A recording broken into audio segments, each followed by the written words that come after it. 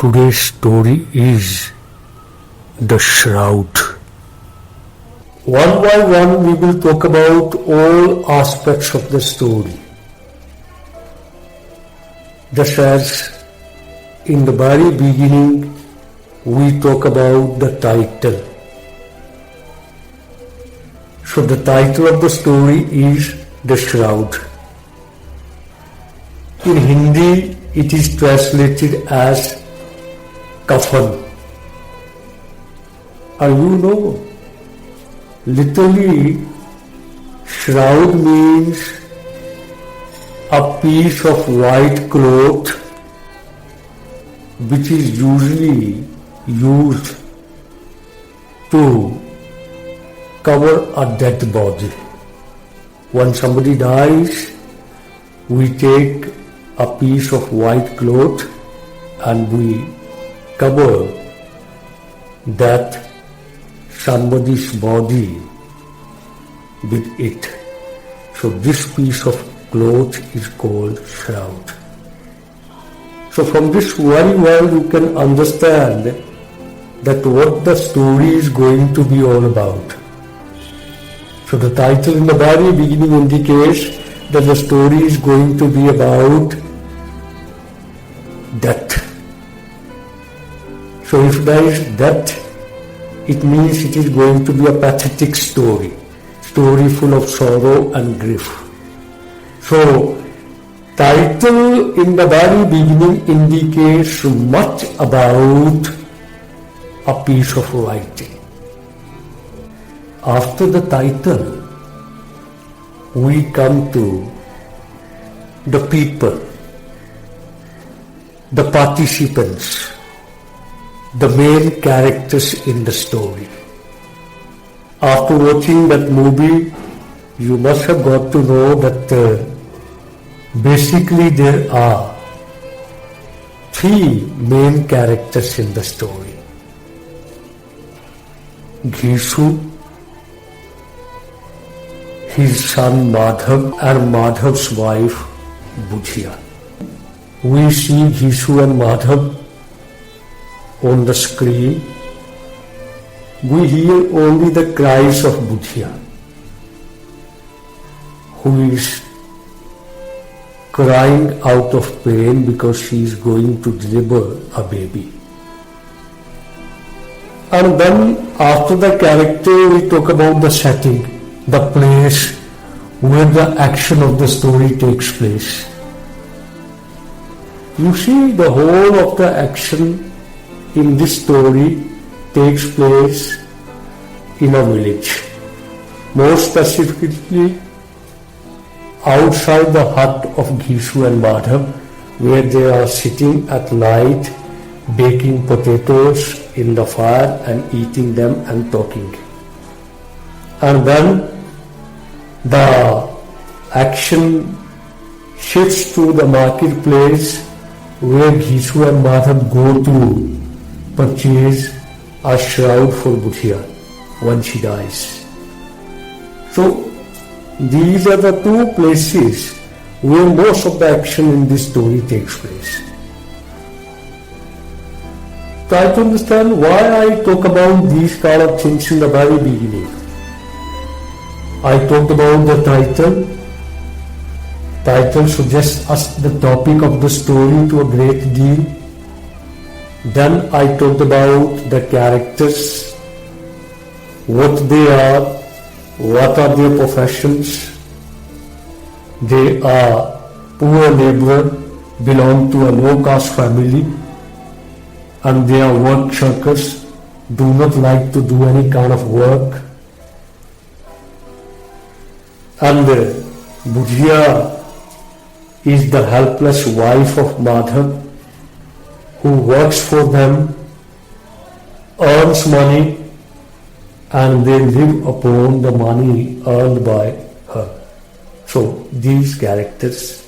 And then I talked about the place, that the whole of the action in the story takes place in a village. So all these details basically suggest us to a great extent what the story is going to be all about. This is called context. Context is very important to understand the writing that we are reading. Coming to the themes in this story. After watching the movie now, you must be very clear about what are the main ideas or themes in this story. The first major idea in this story, The Shroud, is the pitiable, miserable, and pathetic condition of women in the Indian society. You look at Budhiya. Budhiya is crying in pain when the story begins. We do not see her physically, but we hear her cries of pain. And throughout her life we get to know she has been working for Ghishwar Madhav. Since the day she came in their home, they stopped working.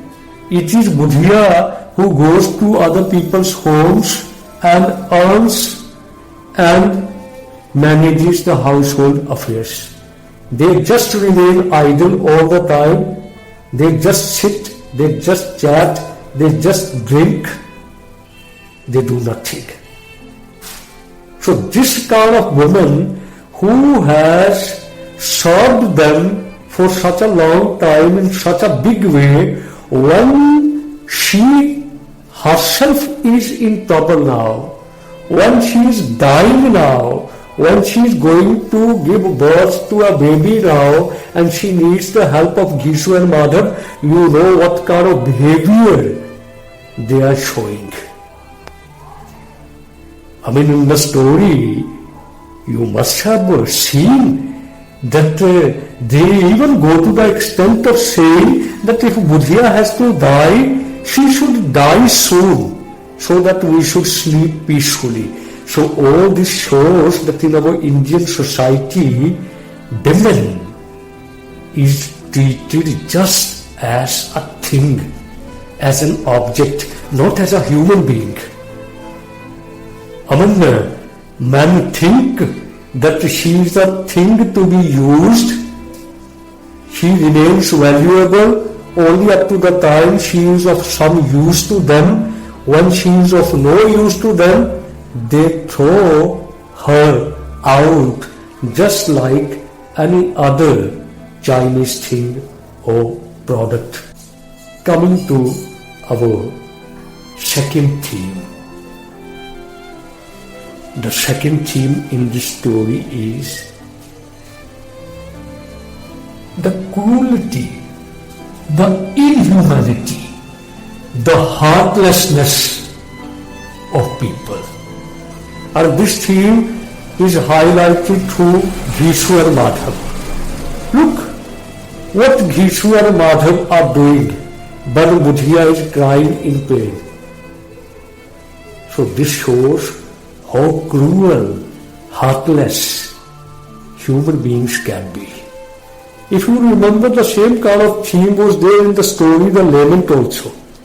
There you see Iona Potapov was a character like Budhiya, if you remember. And he was also crying in front of each and every passenger that my son died. I just want to speak to you about him. But nobody listened to him. In the same way, Budhiya was crying in pain, but nobody listened to her. So there is a kind of parallel between the character of Iona Potapov and Budhiya. Try to understand. If you, in your answers, try to show this kind of parallel, you will get more marks. The third theme, of course, in this story is, which the author of this story again and again highlights, that the so-called low class sections of the society, they themselves are responsible for their miserable condition. They themselves are responsible for their poverty. You look at Ghishu and Madhav, what is their reputation in the village? I mean, nobody in the village gives them work. If you must have watched that movie, you must have seen in the very opening scene when they go to that man whose business is to cut and sell woods. They ask for work, and what he says, no, there is no work for you, because for half an hour you work, and for 1 hour you sit and keep smoking bidis. And another thing about them is also that if they go for work for 1 day, they remain absent from work for 3 days. So it is because of this kind of habit that despite the fact that there is a lot of work in the village, nobody gives them any work. So with these ideas and with the information regarding the title, the characters, the setting, now let us talk about the story once again. I use the word once again because you have already watched that story in yesterday's movie. So as you see, the story begins late in the evening. It is almost darkness, and it is winter season. Ghishu and Madhav are sitting outside their hut in a village, and they are sitting by the side of a fire, and in the fire they are baking potatoes, eating them and talking. In the background we listen to some cries. Soon we get to know that these are the cries of Budhia. Budhia, who is the wife of Madhav and the daughter-in-law of Ghishu. The reason of her cries is that she is in pain.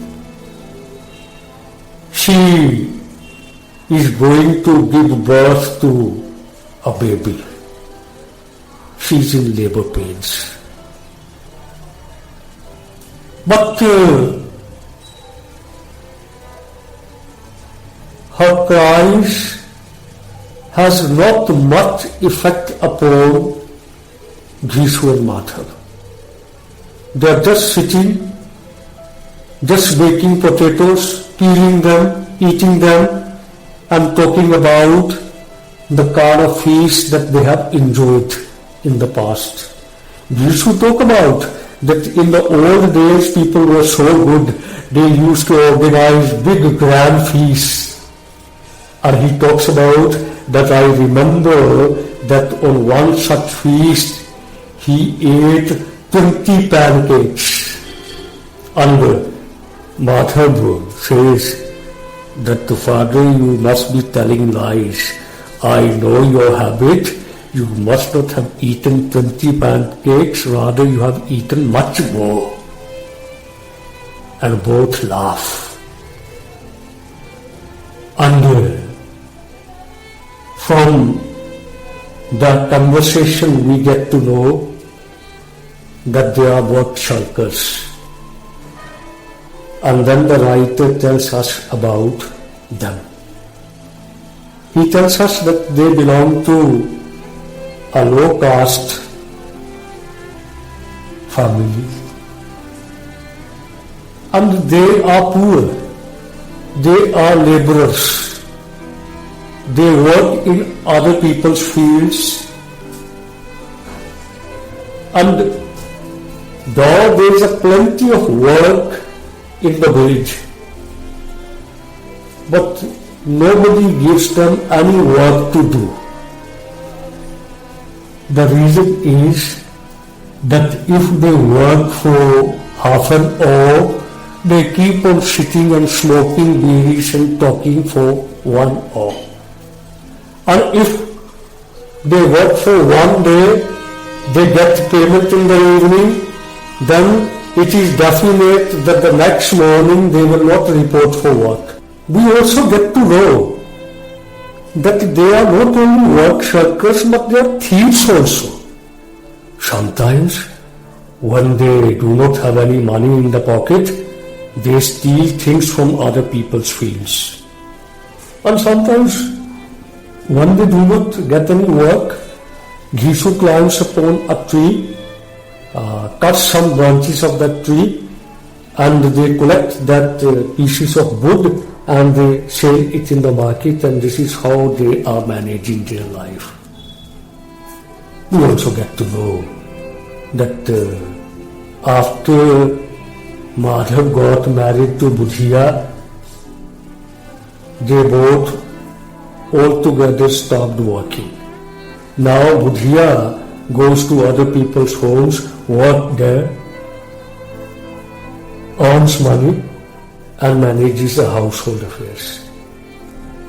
And now the same Budhiya is dying. But they are not interested in saving her. Ghishu at one point of time speaks to Madhav that why don't you go inside the hut and see that what is happening to her. But Madhav says, no, I cannot go there. Why don't you go there? You are speaking to me, you should go there. Actually, the fear of Madhav is that if he will go inside to see Budhiya in his absence, Ghishu will eat all the potatoes. So you look at this kind of fellow.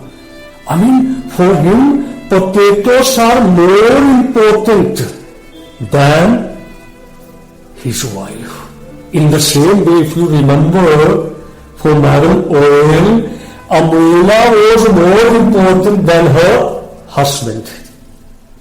So, these are the kind of parallels that you can draw to some extent, though there are much differences also.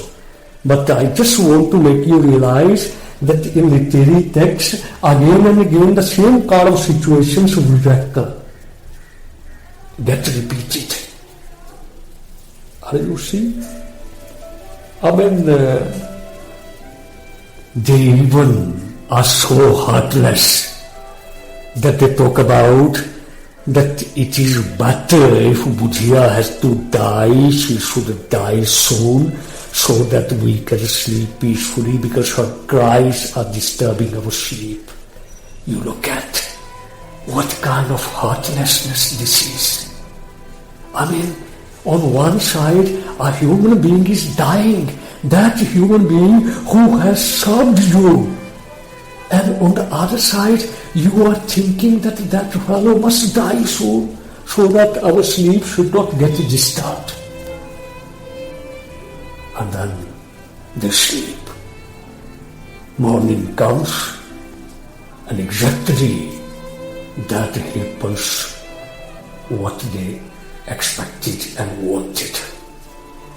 In the morning, Madhav goes inside the hut and sees that Budhiya is dead in a very pitiable condition. Her hairs are scattered here and there, and her mouth was wide open. It seemed as if some cry was coming out of her mouth, but it didn't came. it remained half within her mouth and half it came out. In such a pitiable condition she died with the child in her body.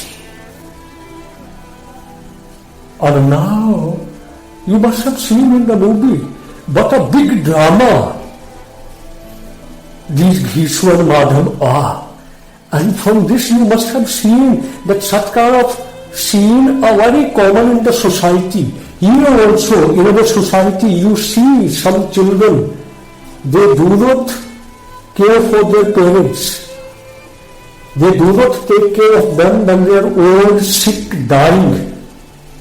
But when they die, they cry so loudly in order to tell the whole mahalla that how much they loved them.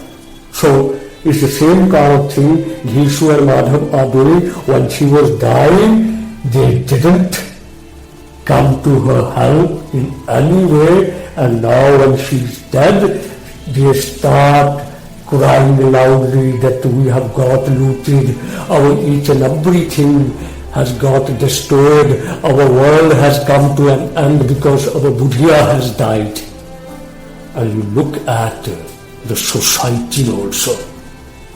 So many people come listening to their cries. These are the same kind of people who in the previous night didn't turn up just for once to inquire about Buddha's health when she was crying in pain. They didn't come to ask her that if Ghishu and Madhav are not helping you, we can offer some help to you. But now, when Buddha is dead, they have come in large numbers and they are expressing sympathy, showing pain. So this is the exact picture of our society. And you see, now the next question before Ghishu and Madhav is the funeral of Buddha. Now they do not have any money in their pocket. So, because they are shameless, they go in the whole village begging for Buddha's funeral, for her shroud. They go to the home of the village headman, and the headman throws a 2 rupees note towards them and asks them to get out. So from one home they move towards another home, and this way they have collected 5 rupees. 5 rupees in those days was a very big thing, try to understand, because they were old days. So now they have 5 rupees in the pocket, and as you must have seen in the movie, they have also woods with which they can burn Buddha's body. So now they decide that they should go to the market in order to purchase a shroud for her, because it is tradition.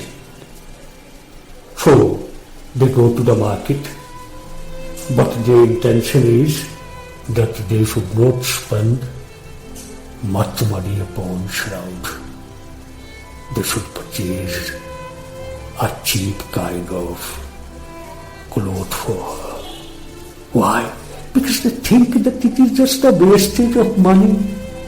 I mean, when Buddha was living, she didn't get any new clothes from them.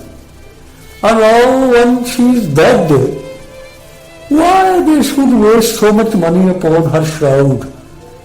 She will not come back now to see that what kind of cloth she was wrapped in white. So they moved from one shop to another in order to select a cheap kind of shroud for this Buddha. I mean, it is also very shameless. You see, they are behaving in the same way as if they are going to purchase a bedding garment for somebody. This is what you do when you have to purchase the bedding garment. Generally, in such kind of matters, there is no choice. I mean, you are so full of pain, you go to one shop and you say, please give us, and you get that in a polythene and you come back. But now, what Ghishu and Madhav are doing, you can very well see.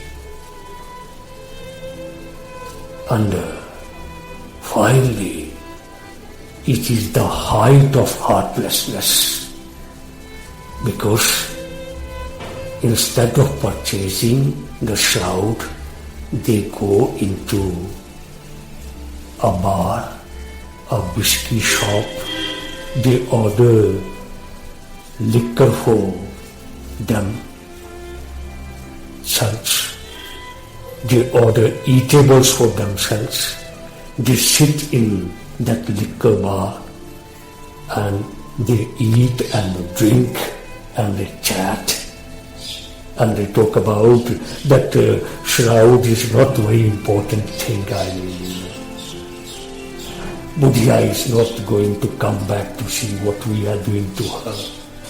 And in between they are also recognizing her contribution to their life. They are saying that when she was living, she has served us, and now when she is dead, she once again is serving us because of her death. People gave us so much money, and with that money we are drinking and eating. And finally you see, when they have drank and eaten happily, the leftover food they give to a beggar, and they ask her that he must bless the soul of that fellow because of whom he is getting these things to eat. And you see, they start beating a kind of plate and they start singing, and they go into the streets in darkness, and it is here that the story ends. So you see, as I talked about in the beginning, how beautifully it highlights all the themes. The theme of women's pitiable and miserable condition in the Indian society. The theme of cruelty and heartlessness and inhumanity of people, and the reason for the poverty and miserable condition of majority of the poor people is nothing else what they themselves are. I hope you must have understood the story in the proper perspective, and now you must be ready to write answers to the same kind of questions that we frame upon each and every story. For your convenience, I will be sharing in the WhatsApp group the text of the story and also a detailed summary of this story. You can go through both these documents, and after that you should write your own answers to such kind of questions as discuss the themes in the story, comment upon the title of the story, write a character sketch of Bhishu and Madhav, and all.